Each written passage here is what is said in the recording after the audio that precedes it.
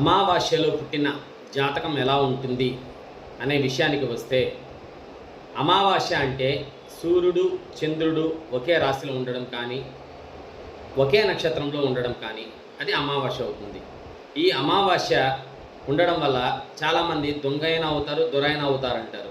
అది జనాల నానుడి. దాన్ని కాసేపు పక్కన పెడితే, ఈ అమావాస్య వల్ల ఏమి అద్భుతమైన ఫలితం ఉంటుందిరా అంటే, భార్యాభర్తల మధ్య అన్యోన్యత ఉంటుంది. ఎప్పుడైతే భార్యాభర్తల మధ్య అన్యోన్యత ఉంటుందో వారు వారి సంతానాన్ని అభివృద్ధి పదానికి తీసుకొని వస్తారు. అదేవిధంగా పౌర్ణమి అయితే సమసప్తమ స్థానంలో సూర్యుడు చంద్రుడు ఉంటారు. వారు కూడా సూర్యుడికి చంద్రుడికి వీక్షణ ఉండడం వల్ల వారు కూడా వారి సంతానాన్ని అభివృద్ధి పదంలోకి రప్పించి వారిని బాగా డెవలప్మెంట్స్ అనేది చేస్తారు. దేర్ఫోర్ అమావాస్య జననం కానీ పౌర్ణమి వీక్షణ కానీ ఎలాంటి దుర్దోషాలు లేవు.